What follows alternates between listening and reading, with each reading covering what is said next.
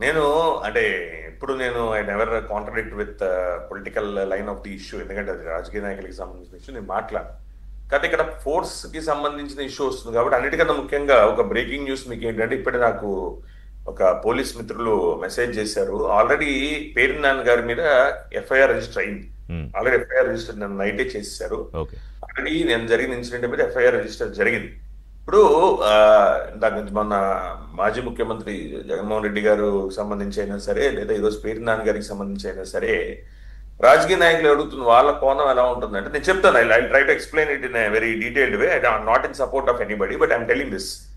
So ఎలా ఉంటుందంటే, ఎందుకు కేసులు కట్టకూడదు, వాళ్ళని కేసులు కట్టి లోపల వేసేవచ్చు కదా అంటే, జగన్మోహన్ రెడ్డి గారి మీద కేసు కట్టి లోపల వేసే అంత హక్కు కానీ లేదా అధికారం చట్టం ఇచ్చింది అనుకోండి, అది వేరే విషయం. కానీ ఆ విధంగా ఒక ఎస్పీ తీసుకెళ్లి జగన్మోహన్ రెడ్డి గారి ఇంటికి వెళ్ళిపోయి, లేదా ఒక కమిషనర్ ఆఫ్ పోలీస్ వెళ్ళిపోయి ఇంటికి వెళ్ళిపోయి జగన్మోహన్ రెడ్డి గారిని ఇదిగోండి మీ మీద ఈ కేసు కట్టడం జరిగింది, మన రఘురామకృష్ణరాజు గారికి సంబంధించిన 307 కేసు కట్టడం జరిగింది, మీ మీద అటెంప్ట్ మర్డర్, దానిలో మీరు అక్యూజ్డ్ గా ఉన్నారు, రండి మిమ్మల్ని పోలీస్ స్టేషన్ తీసుకెళ్తామంటే నెక్స్ట్ డే ఆ ఆఫీసరు అక్కడ ఉంటారా? నేనేది కాదు, ఇది నేను అడుగుతున్న ప్రశ్న, ఎందుకంటే మీ అందరూ ఓపెన్ గా మాట్లాడతారు కాబట్టి నేను అడుగుతున్న ప్రశ్న ఇదే. అది ఉంటారని కనబడి శ్రీనివాస్ గారు చెప్పానండి, లేదా గార వెంకటేశ్వరరావు గారిని చెప్పానండి.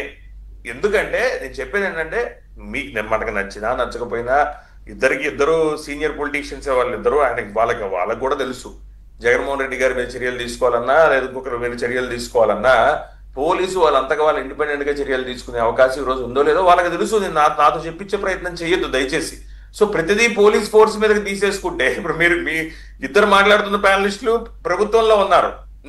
నా బాధ ఏంటంటే, ప్రభుత్వంలో ఉన్న వాళ్ళు ఇలా మాట్లాడుతున్నప్పుడు పోలీస్ ఫోర్స్ తప్పు పట్టడానికి మాట్లాడటం తప్ప, పోలీస్ ఫోర్స్ ఇండిపెండెంట్ గా జగన్మోహన్ రెడ్డి గారి ఇంటికి వెళ్ళి ఒక సిఐ గారు వెళ్ళి తాడేపల్లిలో ఉన్న ఆయన ఇంటికి వెళ్ళి మిమ్మల్ని అరెస్ట్ చేయాలండి, మీ మీద 307 కేసు నా పోలీస్ స్టేషన్ లో రిజిస్టర్ అయింది, నేను స్టేషన్ హౌస్ ఆఫీసర్ని మిమ్మల్ని అరెస్ట్ చేయాలని చెప్పే అధికారమో హక్కు మనం నిజంగా మాట్లాడుతున్నాం. రాజకీయ నాయకులు ఏ పార్టీయో పక్కన పెట్టేసేయండి, రాజకీయ నాయకులు అంత స్వేచ్ఛ పోలీసు వారికి ఇస్తున్నారా?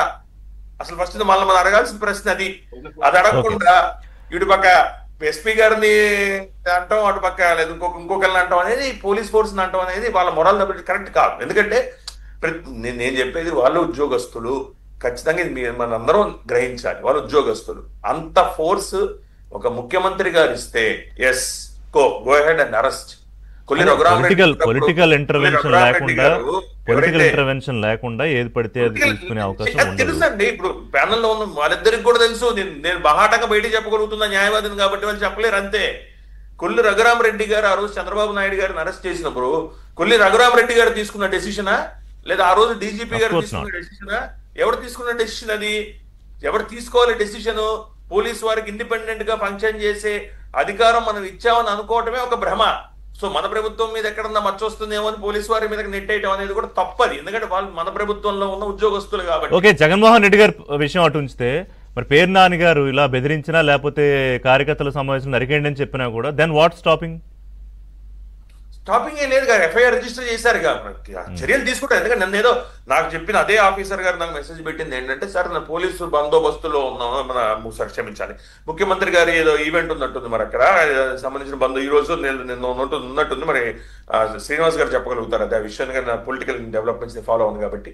సో దానికి సంబంధించిన బందోబస్తుకి సంబంధించిన దానికి కూడా డిప్లాయ్ చేయడం జరిగిందంటే పోలీస్ ఫోర్స్. అక్కడ అంత పోలీస్ ఫోర్స్ లేరు.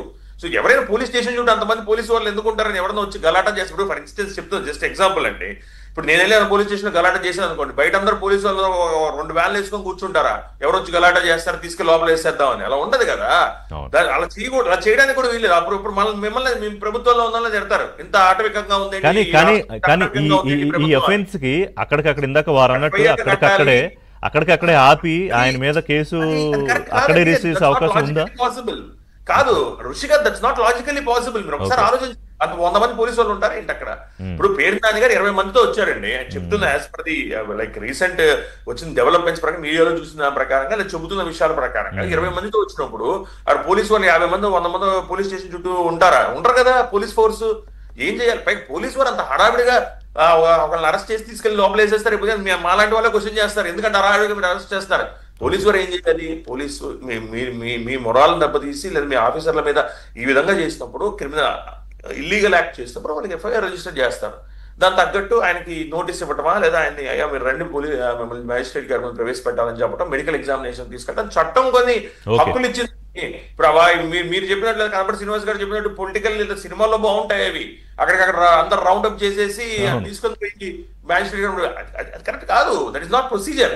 అది ప్రొసీజర్ కాదు. పోలీసు వారు ప్రొసీజర్ ప్రకారం యాక్ట్ చేయాలి. లేకపోతే మీరే ప్రొసీజర్ ప్రకారం యాక్ట్ చేయలేదు మాలాంటి వారు మాట్లాడినప్పుడు మళ్ళీ ఆఫీసర్లని వాళ్ళని విక్టిమైజ్ చేస్తూ వాళ్ళని ట్రాన్స్ఫర్ చేయటమో, లేదా వాళ్ళకి నాన్ ఫోకల్ పోస్టింగ్ లో పడేయటమో. ఇప్పుడు కాదు, పోలీస్ అధికారులని బెదిరించడము, దాడి చేయడం లాంటివి bailable offences, non bailable? Non బెయిలబులేనండి. నాన్ బెయిలబుల్ అంటే బెయిల్ రాదని కాదండి, బెయిల్ కి అప్లై చేసుకుంటే బెయిల్ ఇస్తారు. ఇప్పుడు ఏమైందంటే అగ్నేష్ కుమార్ జడ్జిమెంట్ వచ్చిన తర్వాత, అలాగే మన ఆంధ్రప్రదేశ్ రాష్ట్రానికి సంబంధించి మన TTD chairman BR Naidu state of Andhra Pradesh judgement వచ్చిన తర్వాత 7 years కన్నా తక్కువ ఆఫెన్సెస్ లో మ్యాజిస్ట్రేట్స్ రిమాండ్ చేయకూడదు, లండన్ మ్యాజిస్ట్రేట్స్ రిమాండ్ చేయకూడదు. అదేవిధంగా పోలీసు వారు కూడా వాళ్ళని డైరెక్ట్ గా